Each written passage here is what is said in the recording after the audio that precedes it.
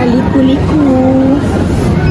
So this is lasagna.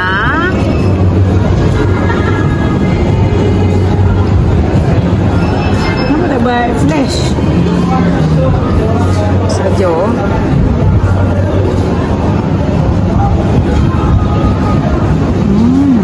Macam mana rasanya? Sedap ke? Sangat sedap. Sebab dia punya cheese pun sedap. Mahal ke? Rasa cheese mahal. Tak masam sangat. Boleh terima lah. Cuma ni portion dia kecil. Yang besar sikit. Biar harga dia pun tak mahal. Harga dia lah. Sebab tapak dia mahal. Dia ni.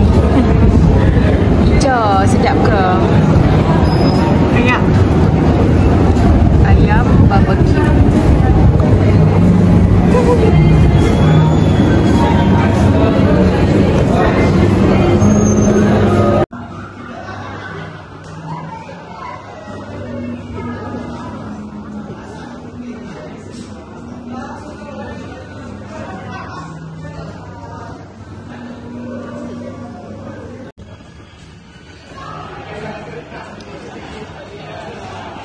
Makan buka pelak ke? Tak pelak, mak dah pelak ke?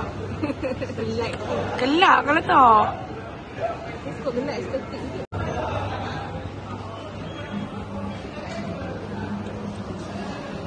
Ini is a chicken wing. Barbecue.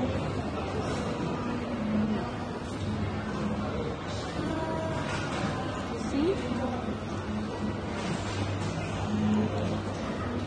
Macam mana kat kedai kita makan tu lah. Mana? Tak penting. Ambil dah makan dia pula.